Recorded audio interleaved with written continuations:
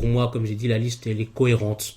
Ouais, Elle est ouais. cohérente, elle est Tout à fait. logique. C'est du deux sabres. C'est du désabre. Je vois pas pourquoi il aurait dû changer 4-5 joueurs, comme on l'a dit. Il y a peut-être 2-3 joueurs là où on espérait peut-être du changement. Beauté, le peuple du ballon. Là, on va faire une petite vidéo vraiment assez courte où on va revenir sur la liste parce que beaucoup de personnes nous ont demandé de faire un peu, donner nos aperçus par rapport à cette dernière.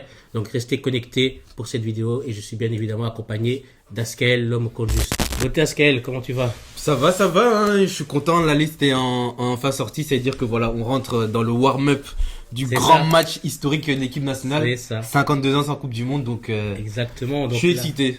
c'est le moment. C'est vraiment le grand moment. Comme tu as dit, la liste est là. On a nos 26 guerriers qui vont, on l'espère, se qualifier pour la Coupe du Monde après 52 ans d'attente, comme tu l'as bien précisé. Et pour revenir sur cette dernière, qu'en penses-tu dans sa globalité? On va dire que c'est du deux sabres, hein.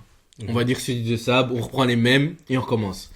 Parce que si on regarde bien dans la liste, les seuls qui manquent par rapport à la liste qui Tu es présent à la dernière CAN? était présente à la dernière CAN, ben voilà, Balikwisha qui est en tribune Ouais. et Kalulu qui est blessé, qui a été remplacé par Ngakia. Et Kakuta qui n'est pas repris parce qu'il faut pas oublier que Kakuta avait été repris parce que de base, Diangana parce que- Diangana s'était blessé, Je crois qu'elle, c'est Diangana n'était pas. voilà, il était out. Mhm. Donc on a fait du ça parce que comme j'avais dit sur Twitter, les gens s'attendaient à ce qu'il y a Ouais, beaucoup de- trois nouveaux venus, mais comme je rappelle encore une fois, on a notre Songi, la FIFA. Tant que vous ne voyez pas une notification de changement de nationalité, nationalité. bien sûr je parle au niveau des binationaux, hein, je précise, ça sert à rien de faire des spéculations, c'est une perte de temps. Oui, par rapport aux binationaux, je précise bien que c'était par rapport que je parle par rapport au niveau des binationaux parce qu'il pouvait y avoir des locaux qui auraient pu être repris dans cette liste. Ce que De Sab n'a pas fait parce que voilà, comme accoutumé, il n'a pas confiance à notre championnat national.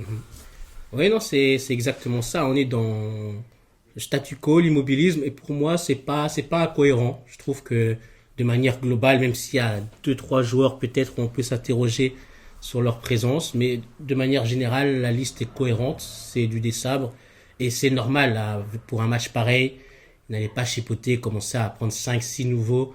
Ça n'aurait aucun sens. Il fallait garder sa colonne vertébrale, garder ce qu'il connaît, ce qu'il maîtrise, et pour faire le football qui s'est pratiqué. Donc c'est Oui. pour ça qu'il n'y a pas de surprise. On peut mentionner le retour de Yohan Wissa, qui a pu Oui, jouer en sélection depuis Et c'est une le bonne premier match chose. face au Sénégal. Oui, C'est une bonne C'est chose. une bonne chose, même si sa situation au club est pas spécialement spectaculaire Ouais, actuellement. mais Mais après- c'est un cadre dans l'équipe. Oui, voilà, et après, comme je dis toujours, à la dynamique de club et la dynamique de l'équipe nationale restent deux choses différentes. Et surtout qu'il sait très bien que le match qui sera le 31 mars 2026 est un match historique pour notre équipe nationale. Donc, pour moi, je m'attends à ce qu'il preste durant ce match. Parce que, comme j'avais dit dans notre précédente vidéo, j'attends le monsieur au tournant. Ah donc, oui.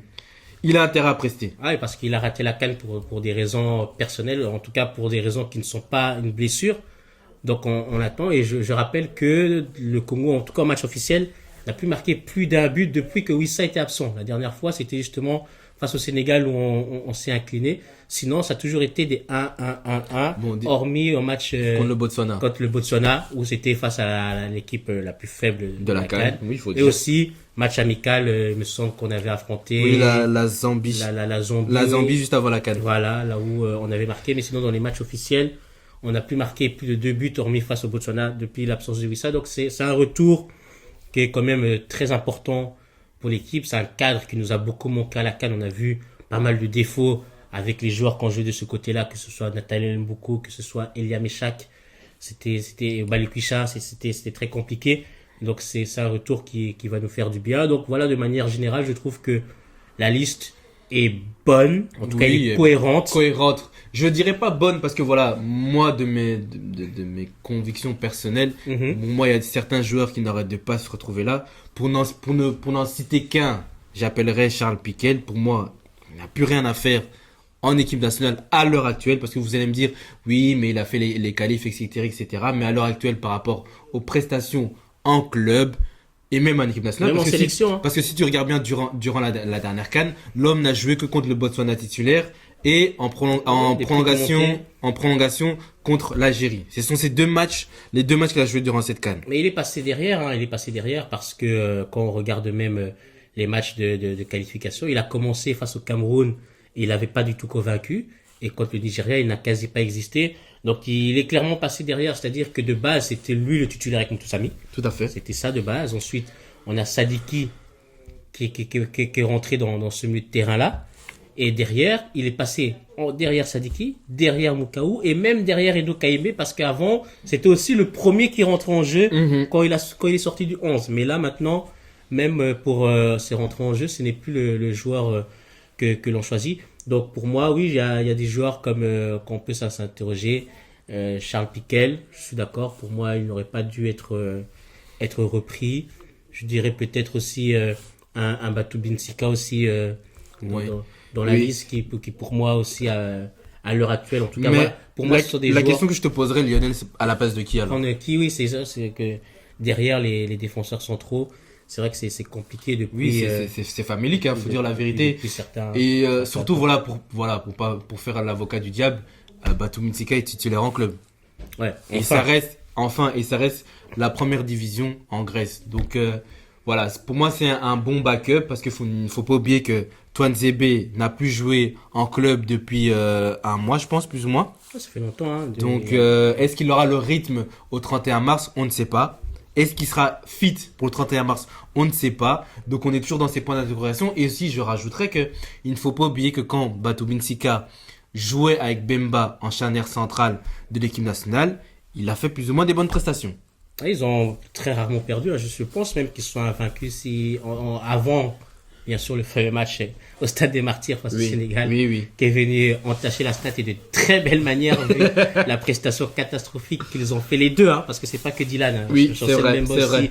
était très très dépassé durant cette rencontre là mais donc voilà pour revenir dans l'ensemble de la liste on peut parler par exemple de la défense Ngakia qui est aussi blessé, qui remplace Kaloulou, qui est quand même un joueur assez important dans cette liste qui est blessé. Donc, Ngakia blessé.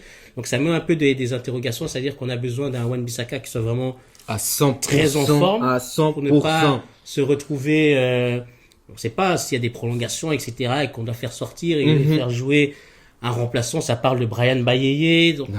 ça risque Non, d'être non. vraiment Non, lui, je veux pas Très- voir. National. Non, Boli, ça risque, c'est un gars, désolé. Voilà.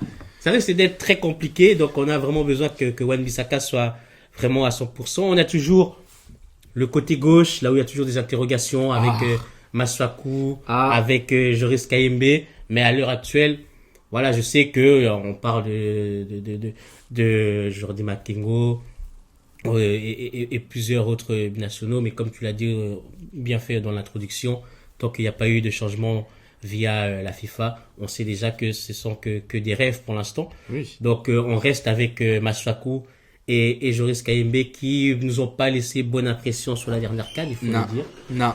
Donc ça reste Surtout que Masuaku est en manque de temps de jeu. oui, il joue quasi pas hein. Il joue quasi pas. Il faut même pas dire qu'il joue quasi pas. Il ne joue pas.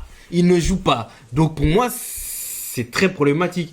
Et je sais pas quel choix va faire de sabre entre Joris Kayembe qui est titulaire indiscutable en club à Masuaku qui est un cadre. qui est un cadre et qui ne joue pas. Ouais, c'est ça hein. Et vu les dynamiques, voilà, moi connaissant des sables, je pense qu'il va quand même partir avec Arthur Masuaku. Mais pour moi aussi. c'est quand même des interrogations à avoir. Au niveau du milieu de terrain, où on a parlé de Charles Piquel. Pour le reste, c'est du statu quo avec le retour de Grady Diangana qui preste bien À Elche. à Elche. Et donc, de toute façon, à mon avis, il sera pas titulaire, mais Non. il risque de monter en jeu. J'espère vraiment qu'il va prendre les choses à son compte et pouvoir prester parce que je le trouve timide en sélection. On sait qu'il est talentueux. Mais moi aussi je le trouve Donc trop j'espère qu'il va fébrile. vraiment prendre le jeu à son J'ai compte. dit non, là on est quand même à un match hyper important Voilà. pour l'équipe nationale. Là, t'as une occasion de prouver. C'est maintenant qu'il faut le faire. Pas attendre qu'on se retrouve en Coupe du Monde. C'est Exactement. maintenant. Si tu veux, Il faut gagner sa place. Voilà, merci. Il faut gagner sa Tu m'as place. coupé les mots, c'est vraiment exactement ce que je voulais dire. Et c'est pareil pour les joueurs de côté. On a parlé de Wissa qui revient et à mon avis il va reprendre sa place directement dans le 11, mais on a eu beaucoup d'interrogations sur cette CAN là où beaucoup n'ont pas presté du tout, même durant la CAN. On a Bongonda qui a été mi-fait, mi-raisin. Il y avait du bon et du mauvais, mais au moins, contrairement aux autres, il a été décisif dans des moments importants. Mais Meshak Elia n'a rien apporté durant la dernière CAN. On sait l'importance qu'il a cette sélection. On l'a vu encore face au Nigeria. On l'a vu même face au Sénégal. Mais dernièrement, c'est très compliqué pour lui. On a Nathaniel Mboko aussi qui est très léger, je trouve, sur ce côté-là. Donc, on a beaucoup d'interrogations sur l'attaque, même dans l'axe. Bakambu qui performe plus ou moins correctement depuis la CAN dans son club, mais on sait l'âge qu'il a. Ouais, l'homme Banza à 35 ans. qui recommence à replanter des buts. Tout à fait. On espère que cette fois-ci en sélection, ça va le faire. La dernière fois, c'était face à Madagascar et depuis, il n'a quasi plus joué. Oui, et j'avais aimé sa prestation, c'est vrai. Hein. Il n'a quasi plus joué depuis, donc on espère vraiment le lancer là. Mayele, c'est toujours en dents de scie dans son club. C'est un but depuis octobre 2025. Voilà.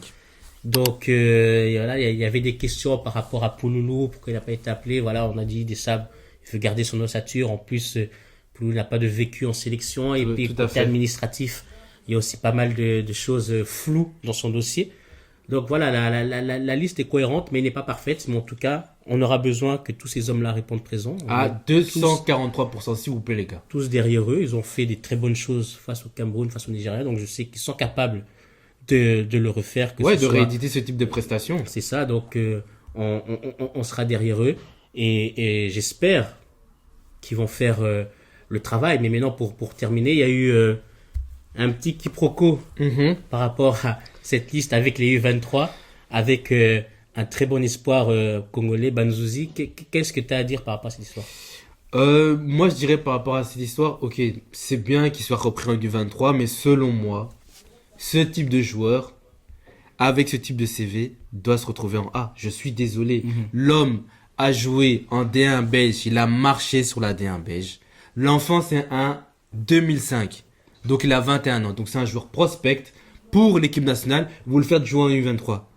Quelles sont les raisons pour lesquelles il se retrouve en U23? Surtout qu'il se retrouve dans un championnat majeur qui est la Bundesliga. Et une équipe majeure. Et une équipe majeure de cette Bundesliga qui est souvent qualifiée pour les compétitions européennes. Et il se retrouve à jouer avec les U23. Pour moi, c'est pas cohérent. Surtout que quand on voit la liste des U23, il se retrouve à jouer avec des joueurs qui jouent en D3 belge. Alors que lui, il a marché sur la D1 belge. Oui, et je suis désolé, non.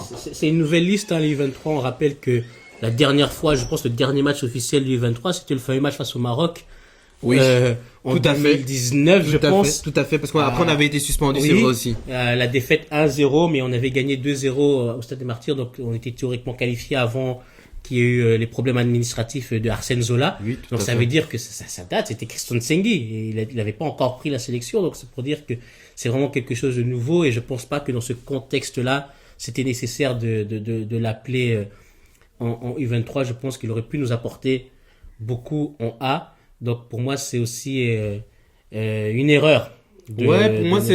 Pour moi, selon moi, c'est un peu, je dirais pas un mauvais message, mais parce que vous voulez trouver l'excuse comme quoi, oui, Sadiki, Moukao sont passés par les U20, etc. Mais déjà, c'est pas le même contexte. C'est quand Moukao et Sadiki sont arrivés avec le U20, ils ont pas le même CV que Banzuzi. Déjà, donc. Et l'enfant a 21 ans, les gars. 21 ans, c'est un joueur prospect qu'on peut polir et le mettre dans des bonnes conditions pour se préparer. Peut-être que si il est sélectionné pour la Coupe du Monde, pour moi, c'est des joueurs qu'on ne peut pas manquer. Pour moi, il n'aurait pas dû être en U23. Donc ça, c'est quand même le petit bémol qu'on peut avoir sur l'ensemble, parce que c'est pas la liste des deux. Mais moi, en tout cas, moi, j'aurais aimé le voir dans la liste de A. Mais voilà, on va terminer cette émission. Pour moi, comme j'ai dit, la liste, elle est cohérente. Elle est cohérente, elle est logique. C'est du désabre. C'est du désabre. Je vois pas pourquoi il aurait dû changer 4-5 joueurs, comme on l'a dit. Il y a peut-être 2-3 joueurs là où on espérait peut-être du changement, mais quand on voit le panel aussi, il faut regarder aussi ce qu'il y a. Hein. Le panel, c'est pas impressionnant. On n'a pas une liste exhaustive. Voilà. On a une liste famélique, il faut dire la vérité. Il fait avec ce qu'il y a. Donc pour moi, c'est un bon travail qu'il a fait, c'est cohérent. Même s'il y a certains joueurs qui auraient pu réclamer, voilà, derrière il s'est blessé. Donc, il n'y a pas de regret. Il y a Oscar Kabouit qui preste bien. Oui, c'est vrai. Je l'avais oublié. C'est vrai que Kabouit aurait pu être un candidat. Avec beaucoup, tout ça. Donc, voilà. Mais je pense que dans la logique de Dessab, il y a le vécu en sélection qui est très important. On connaît. Donc, c'est pour ça qu'il est parti sur une liste, sur un immobilisme. Oui. Hein, c'est du statu quo. Donc pour moi, c'est une bonne liste. Et encore une fois, on est derrière vous. On espère vraiment que vous allez faire le boulot. Tous les joueurs sont très importants. On a vu face au Nigeria avec la rentrée de Fayoulou, qui était même pas prévue avant le match. Il est rentré, il nous a qualifiés. Donc c'est-à-dire que tous ces hommes sont importants. Donc on va être derrière chacun d'entre vous. Et on espère vraiment que vous ferez le boulot. On est sûr que vous ferez le boulot, même parce que Opération Magie, on vous a dit, c'est pour cet été. États-Unis, Zoya. Voilà.